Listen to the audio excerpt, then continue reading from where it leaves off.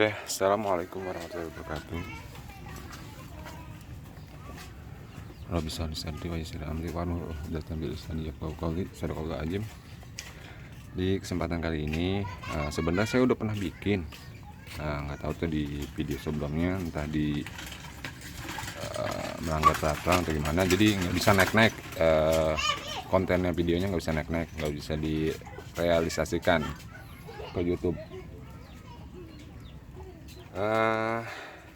Dulu pernah saya buat itu buat Vario 125, Vario 150, dana hemat, menghilangkan penyakit bawaan lahir dari Vario. Apa sih bawaan lahirnya? Itu biasanya keluhannya geredek. Kalau nggak geredek agak-agak slip gimana gitu.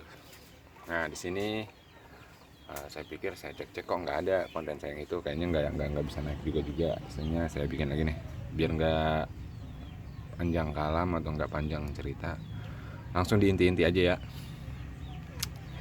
Biasanya itu kebanyakan ini dibuat anak-anak ngabers, ini di kartel nih, bagian dalamnya di kartel nih, dibikin kasar gitu kan, dibikin kasar banget kan.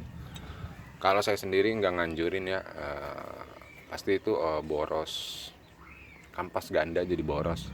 Sekarang kan kampas ganda tuh mahal biasanya, biasa di kartel. Itu dibikin kayak gerigi gitu, kayak shockbreaker ya, udah pasti boros kampas. Jujur itu bisa bahaya juga karena panasnya itu kan di sini. Dulu pernah juga uji coba itu pakai behel doang, pakai besi plat, dikasih kelahar di sini. Itu buat zaman dulu itu di Nupo itu ternyata kalau posisi lagi top speed itu, ini mangkoknya itu seperti bara api nyala. Ini kan buktinya kayak gini nih. Ini kan benar-benar bara ini. Nah seperti berbara. Kalau seandainya kasar kayak gitu, saya nggak nganjurin sih kalau buat pribadi saya, terserah buat yang lain sih. Takutnya apa, ngunci gitu. Terus ini dana mudah aja, bukan dana mudah sih, dana mahal, dana susah misalnya. Cara mudah aja, kalau buat saya cara mudah aja, nggak perlu repot-repot. Satu yang harus diperhatikan, penyakit bawaan Vario 125, Vario Tekno kayak gini 125, Vario LED lah istilahnya 150, geredek. Biasanya saya nggak terlalu neko-neko, paling saya seperti ini, ganti kampas biasanya saya pakai NMAX. Kalau emang ada dana ya PCX. Berhubung ini ada berhubung ini ada dana, berhubung saya kan alhamdulillah banyak lah istilahnya adik-adian atau kenalan bengkel-bengkel gitu. Jadi ini dapat semalam dapat PCX ya, alhamdulillah. Karena perbedaan PCX sama Vario biasa itu, kampas Vario biasa itu cuma segini aja, cuma dua segini, sedikit banget. Sebentar saya ambil. Nah ini kan sudah saya ganti nih tadi kampasnya. Nah ini kampas bawaan dia tuh. Nah perbandingannya, nah tuh perbandingannya bisa kelihatan. Nah jauh kan, nah jauh. Terus dia agak lebih tebal seperti itu. Kalau bicara plug and play langsung pasang sama persis gitu, nggak ada bedanya. Kalau PCX sekarang kalau nggak salah ini juga kalau nggak salah di kisaran 285-an harga barunya. Kalau NMAX itu di kisaran antara 250-an 245, bisa dicek di Tokped atau di apa. Kedua, biasanya rata-rata tuh pada di bolong-bolongin seperti cakram, di bor-bor sini, di bor-bor sini. Bagus ya, nggak apa-apa sih, bor-borin.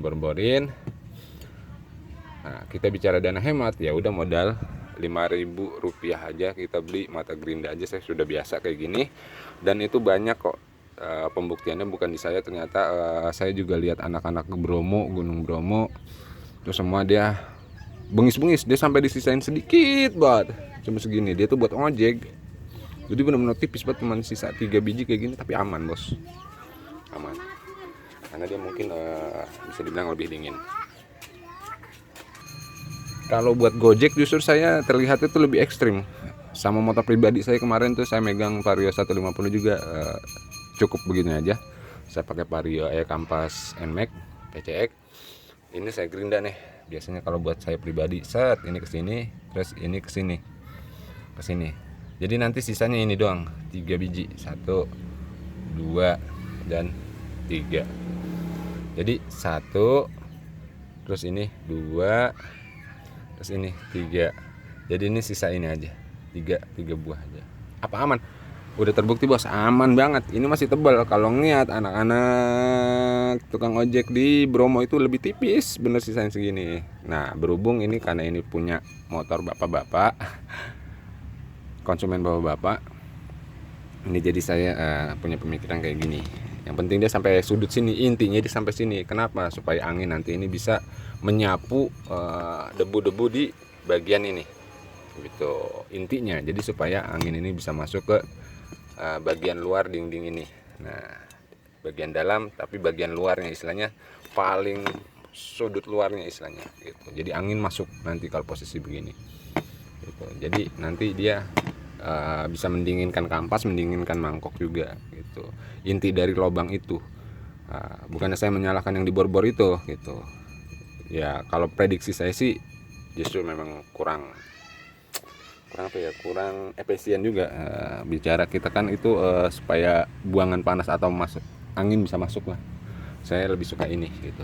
Dan sudah bukti nggak ada kendala, alhamdulillah gitu. Dan bisa dibuktiin aja kalau misalnya seandainya ada yang bor-boran sama yang kayak gini, pasang geber-geber di tempat tapi jangan terlalu bengis, nanti bisa kena ke lehernya. Terus pegang pakai tangan, panas dari si mangkok sama seperti ini. Oke, udah dulu ada Pak RT datang loh. Assalamualaikum warahmatullahi wabarakatuh.